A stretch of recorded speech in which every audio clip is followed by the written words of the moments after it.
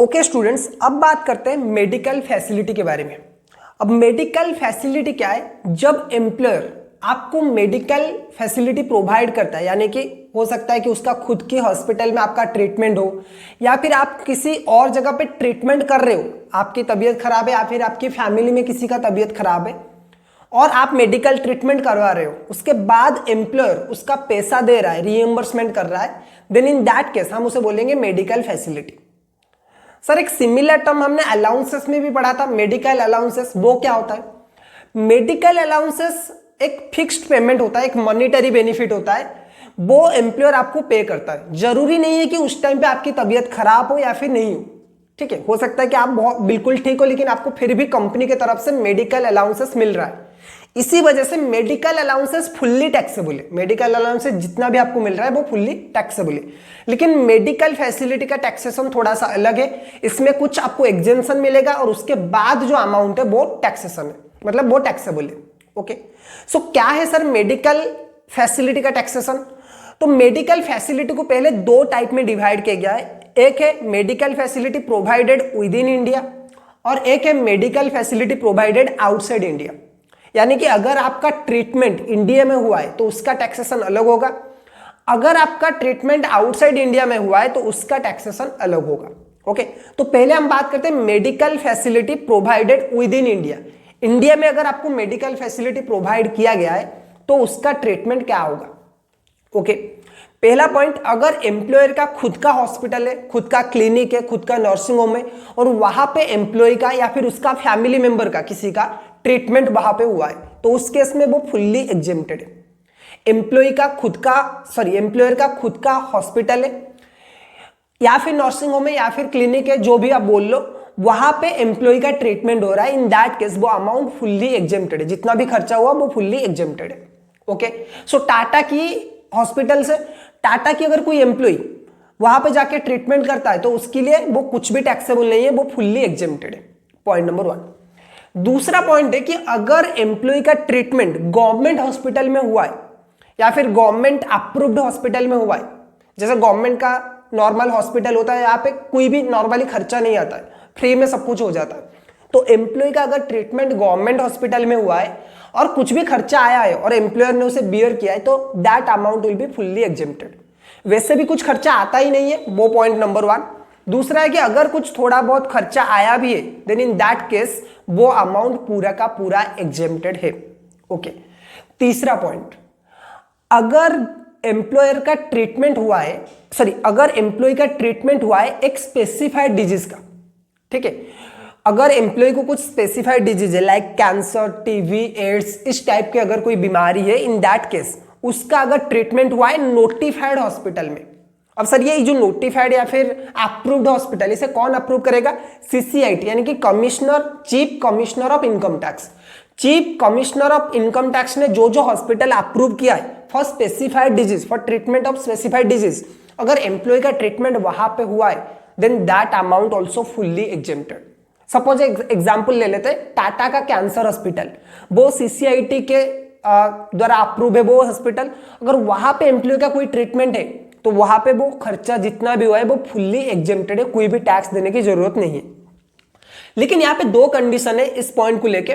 Government ये बोल रहा है कि अगर आपका ट्रीटमेंट हुआ है स्पेसिफाइड हॉस्पिटल में जो कि अप्रूव्ड है स्पेसिफाइड डिजीज के लिए, आपको क्या करना है? आपको एक सर्टिफिकेट उस हॉस्पिटल से लेना है for treatment of that specified disease.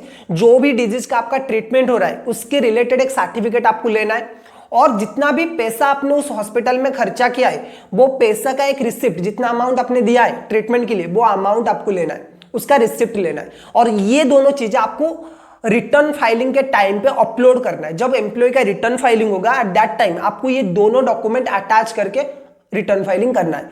एक है certificate from the hospital for treatment of specified disease और दूसरा है रिसिप्ट ऑफ अमाउंट पेड। ये दोनों अमाउंट आपको अपलोड करना है। नंबर 4 है कि अगर एम्प्लॉयर ने ग्रुप मेडिकल इंश्योरेंस लिया है। ग्रुप मेडिकल इंश्योरेंस का मतलब क्या है सर? टाटा में 2 लाख एम्प्लॉइज जॉब कर रहे, टाटा वालों ने बोला हम एक ही इंश्योरेंस लेंगे सारे के सारे एम्प्लॉइज के लिए, जितने भी एम्प्लॉइज हमारे यहाँ पे काम कर रहे हैं सबके लिए हम एक ही इंश्योरेंस लेंगे। अगर कल किसी को भी बाई चांस किसी एम्प्लॉय का तबीयत खराब होता है तो जो इंश्योरेंस कंपनी है वो पैसा देगा। तो अगर ऐसा कुछ हुआ है, ग्रुप मेडिकल इंश्योरेंस एम्प्लॉयर ने लिया है और उसका प्रीमियम एम्प्लॉयर पे कर रहा है, तो भी एम्प्लॉय को कोई भी टैक्स देने की जरूरत नहीं है, परक्विजाइट वैल्यू यहां पे भी नील आएगा, फुल्ली एग्जेम्प्टेड है।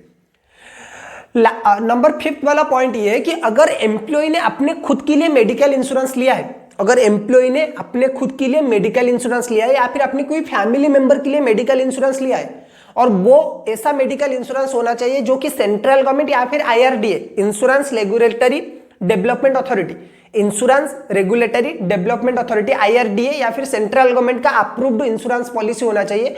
अगर वो अप्रूव्ड है और एम्प्लॉय ने वो प्रीमियम लिया है और एम्प्लॉयर उसका प्रीमियम का रीइंबर्समेंट कर रहा है, पहले एम्प्लॉय ने ले लिया, बाद में पैसा एम्प्लॉयर से वो ले रहा है, एम्प्लॉयर वो पैसा दे रहा है, इन दैट केस वो भी फुल्ली एग्जेम्प्टेड है। ओके, उसके बाद अगर एम्प्लॉयर ने कुछ पैसा खर्चा किया है कोविड-19 के टाइम पे, कोविड-19 के ट्रीटमेंट, कोविड के केस में, कोरोना के केस में ट्रीटमेंट जिस एम्प्लॉय का हुआ होगा उस टाइम पे, अब ये पॉइंट वैलिड नहीं है लेकिन इंक्लूडेड है कि अगर कोविड-19 के ट्रीटमेंट के लिए एम्प्लॉयर ने कुछ खर्चा किया है, देन इन दैट केस वो अमाउंट भी फुल्ली एग्जेम्प्टेड है। सो क्या अगर हम इंडिया में ट्रीटमेंट कर रहे हैं तो क्या पॉइंट है? नंबर 1, अगर एम्प्लॉयर का खुद का हॉस्पिटल है फुल्ली एग्जेम्प्टेड, अगर गवर्नमेंट का हॉस्पिटल है तो भी जितना भी खर्चा हो रहा है वो भी फुल्ली एग्जेम्प्टेड, अगर नोटिफाइड डिजीज के लिए, specified disease, cancer, TB, AIDS, इस टाइप के बीमारी के लिए ट्रीटमेंट हो रहा है तो भी फुल्ली एग्जेम्प्टेड, अगर ग्रुप मेडिकल स्कीम एम्प्लॉयर ले रहा है तो भी वो पूरा का पूरा एग्जेम्प्टेड है, अगर एम्प्लॉयर खुद के नाम पे, अपनी फैमिली के नाम पे मेडिकल इंश्योरेंस ले रहा है और एम्प्लॉयर जो है उसका रीएम्बर्समेंट कर रहा है, देन इन दैट केस वो भी फुल्ली एग्जेम्प्टेड है। अगर कोविड-19 के ट्रीटमेंट में कुछ खर्चा हुआ है तो वो भी फुल्ली एग्जेम्प्टेड है। इसे छोड़ने के बाद जो भी बचा, प्राइवेट क्लिनिक में आप ट्रीटमेंट करवा रहे हो, प्राइवेट हॉस्पिटल में आप ट्रीटमेंट कर रहे हो, आप फैमिली डॉक्टर को बुला के ट्रीटमेंट कर रहे हो, उसका जो भी खर्चा है अगर एम्प्लॉयर ने वो खर्चा बियर किया है, रीएम्बर्स किया है, तो वो फुल्ली टैक्सेबल होगा under the head salary. Okay, so अगर आपने प्राइवेट हॉस्पिटल में ट्रीटमेंट किया है, एम्प्लॉयर पैसा दे रहा है, क्लिनिक में, प्राइवेट क्लिनिक में ट्रीटमेंट किया है, वो भी एम्प्लॉयर पैसा दे रहा है, या फिर प्राइवेट डॉक्टर से ट्रीटमेंट किया है, तीनों केस में ये पूरा का पूरा फुल्ली टैक्सेबल है। ओके, अब बात करते हैं medical facility provided outside India. अगर आउटसाइड इंडिया में आपको मेडिकल फैसिलिटी मिला है तो उसका ट्रीटमेंट क्या होगा?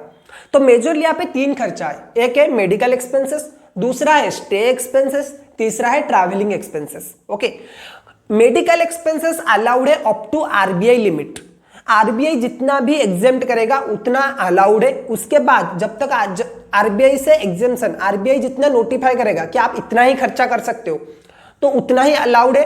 उसके बाद अगर आपने खर्चा किया है तो वो फुल्ली टैक्सेबल है।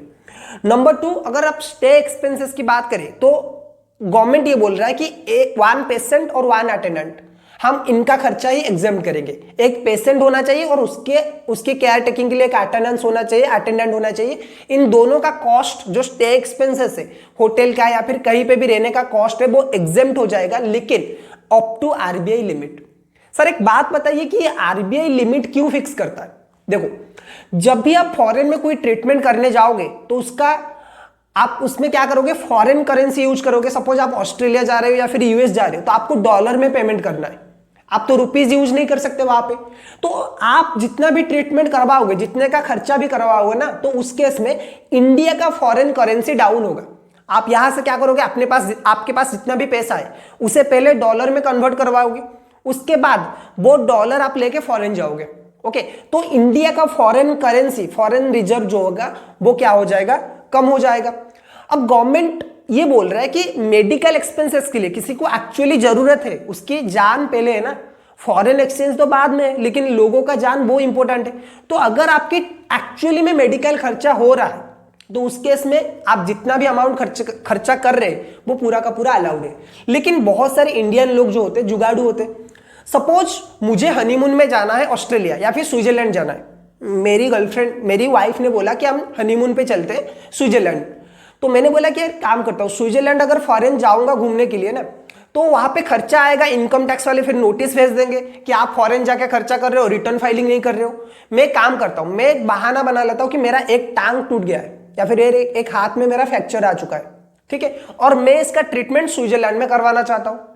तो आरबीआई बस ये चेक करना चाहते हैं कि सेम ट्रीटमेंट इंडिया में कितना कॉस्टली है, कितना मेजर इंसिडेंट हुआ है, कितना मेजर इंपैक्ट आया आपको, और आप फॉरेन में जाके कहीं एक्सेस खर्चा तो नहीं कर रहे हो, ठीक है। तो वो ब्लैक मनी को आप व्हाइट कर रहे हो, आप वहां पे एंजॉय कर रहे हो मेडिकल ट्रीटमेंट के नाम पे, वो आरबीआई को इंश्योर करना है, ठीक है। इसी वजह से आरबीआई ने एक लिमिट फिक्स किया है कि आपको एक छोटी सी बीमारी है और आप बोल रहे हो कि मैंने 2 करोड़ 3 करोड़ खर्चा किया है, तो ये तो अननेसेसरी खर्चा है, आप वहां पे जाके और कुछ कर रहे हो मेडिकल ट्रीटमेंट के नाम पे, आप तो जाके वहां पे मजा कर रहे हो ना। तो ये पॉइंट है कि आरबीआई इसी वजह से एक लिमिट फिक्स करता है कि आप इतना खर्चा कर सकते हो। तो मेडिकल एक्सपेंसेस जो है वो अलाउड हो जाएगा अप टू आरबीआई लिमिट। उसके बाद स्टे एक्सपेंसेस भी अलाउड होगा फॉर 1 पेशेंट एंड 1 अटेंडेंस, क्योंकि एक पेशेंट के साथ कोई जाना चाहिए, तो उस केस में वो अलाउड हो जाएगा, लेकिन up to RBI limit.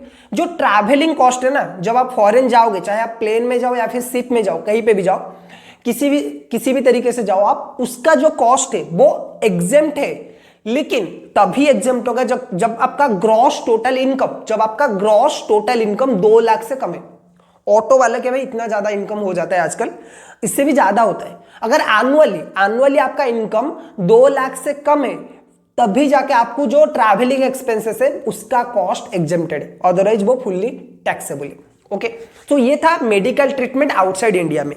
Point आपको यहाँ पे ये याद रखना है कि फैमिली मेंबर में सर कौन कौन आएंगे। फैमिली मेंबर में एम्प्लॉय का स्पाउस आएगा एंड चिल्ड्रन आएंगे, चाहे वो डिपेंडेंट हो या फिर इंडिपेंडेंट हो।